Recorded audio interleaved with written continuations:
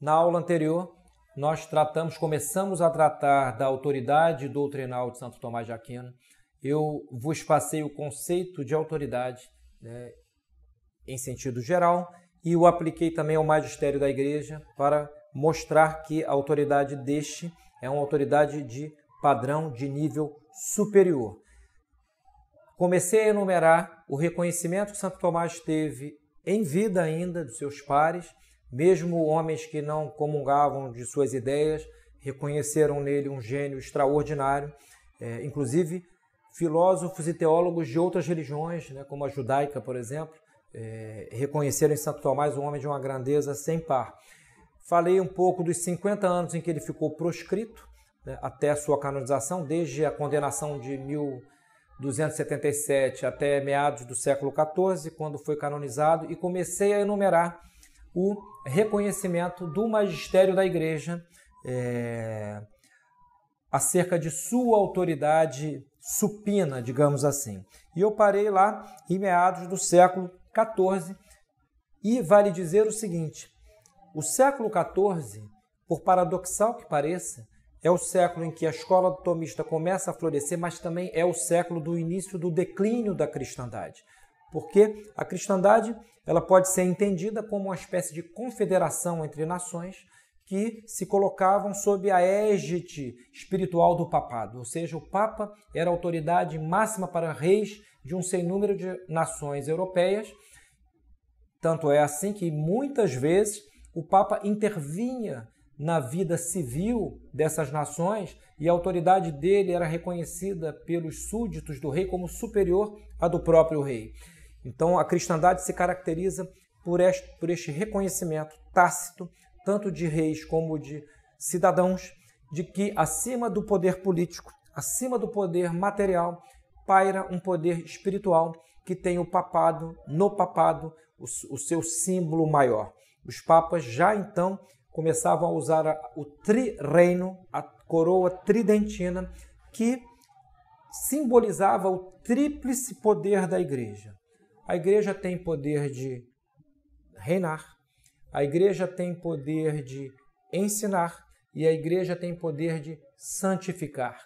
Cristo é rei de todos os indivíduos e de todos os estados, né? A Igreja é mestra de todos os indivíduos e também de todos os estados. E ela é santificadora por meio dos ensinamentos catequéticos, etc., ensinamentos magisteriais, e também por meio, sobretudo, dos sacramentos. Então, aquela coroa tridentina, ela era o símbolo perfeito dessa época em que o papado estava por sobre, como poder reconhecido por todos, por sobre os poderes materiais.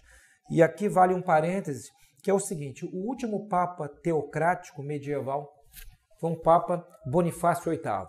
O seu papado foi muito atribulado desde o início, porque ele foi o que sucedeu ao papa Pietro da Morrone, que foi um papa renunciante, foi o papa Celestino V.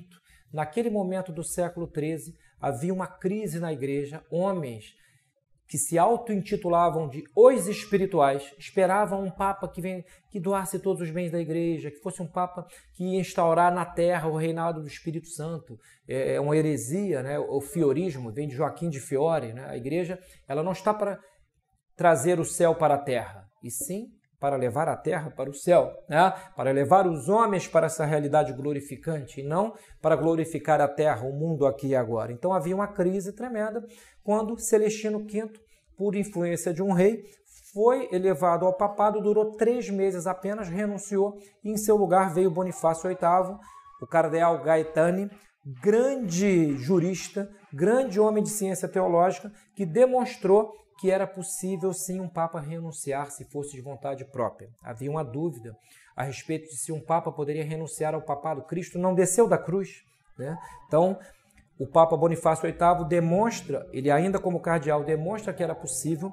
Isso foi uma doutrina acolhida pelo magistério, e ele próprio é eleito Papa Bonifácio VIII, e, ao contrário do seu antecessor, era um homem de grande firmeza, de grande incisividade, tanto do plano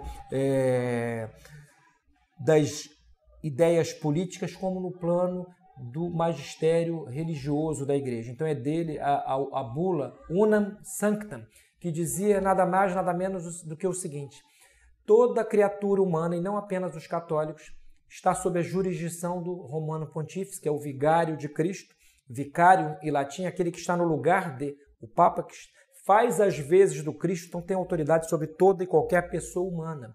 E ele dizia, nesta bula, que o poder material está ordenado ao espiritual, da mesma maneira como o corpo se ordena à alma. O corpo sem alma não tem potências operativas de nenhuma espécie.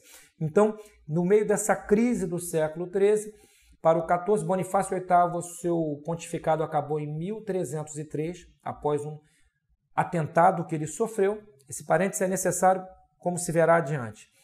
Ele sofreu um atentado na cidade de Anani e aquele atentado representava a revolta do poder material, que naquela ocasião estava, digamos assim, simbolizado em Filipe o Belo, rei de França, contra o poder espiritual do papado.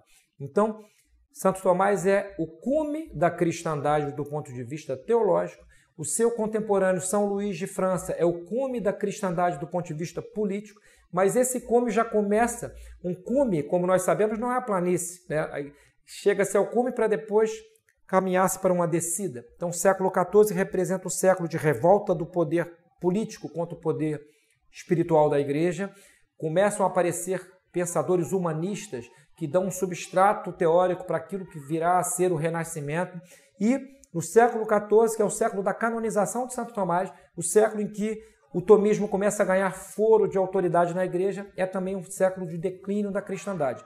Esse parêntese me parece muito oportuno, já que eu vou continuar a enumerar as glorificações que Santo Tomás foi tendo ao longo desses séculos que se seguiram ao da sua morte.